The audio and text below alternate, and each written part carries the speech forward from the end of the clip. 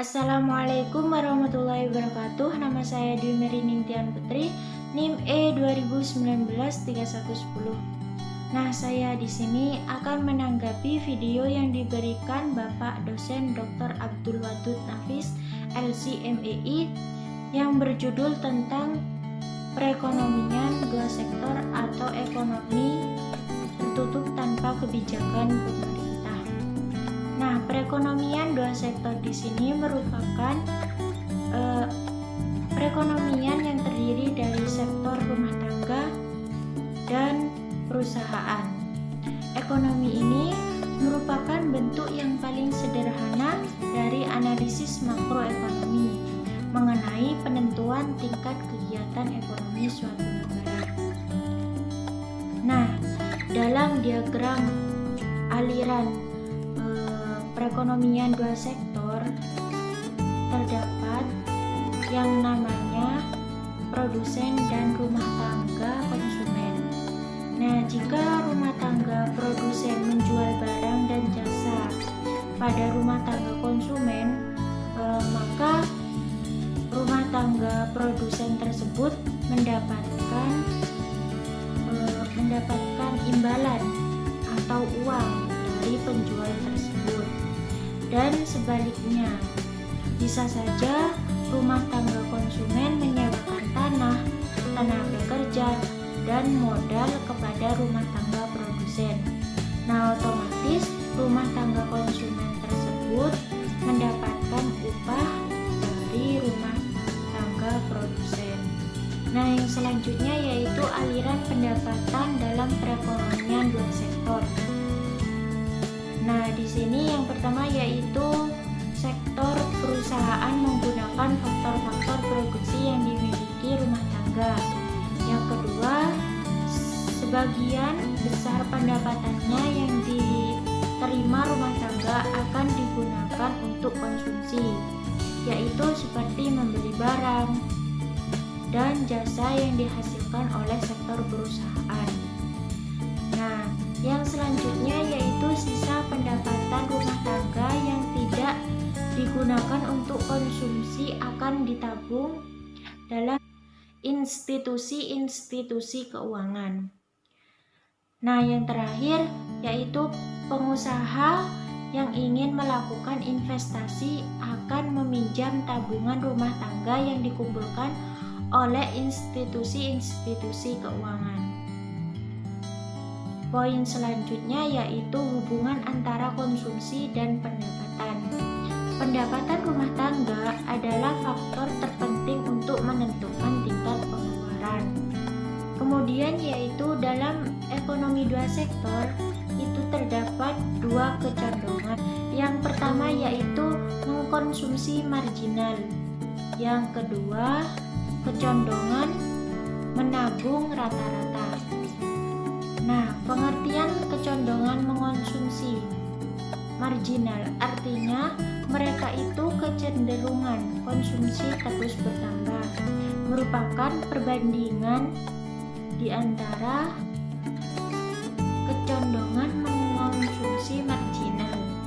Artinya mereka itu kecenderungan konsumsi terus bertambah merupakan perbandingan antara pertambahan konsumsi dengan pertambahan ICOM yang diperoleh dan digunakan bahwa posisi tertentu yang dirumuskan seperti MPC sama dengan sigma C per sigma YD.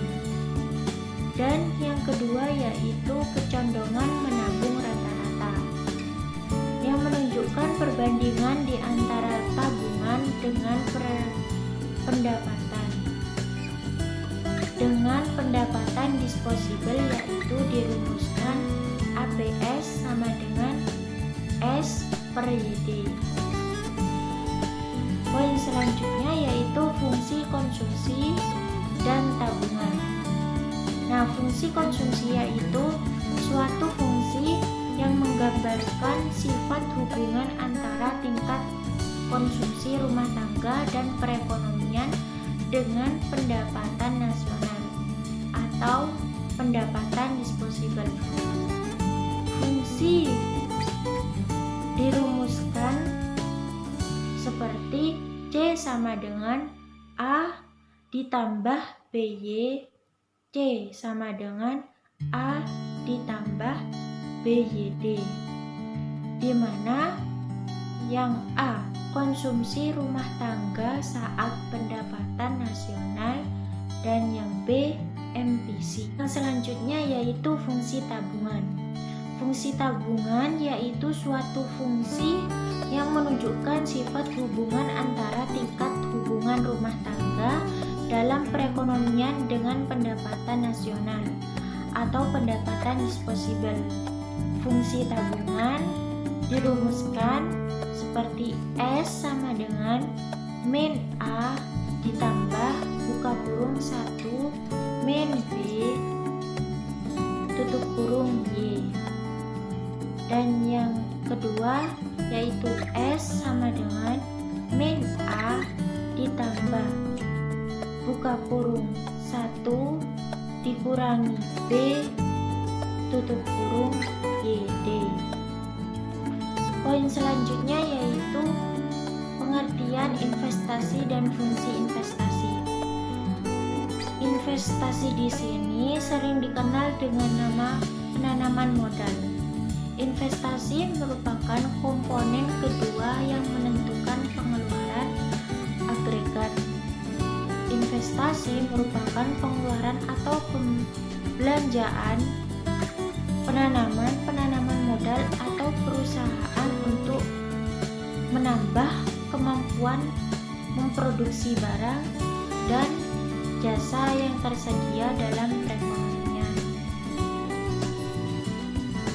Yang selanjutnya yaitu investasi meliputi pengeluaran, di antaranya untuk pembelian barang modal yaitu mesin-mesin dan peralatan produksi lainnya untuk mendirikan berbagai jenis industri dari perusahaan.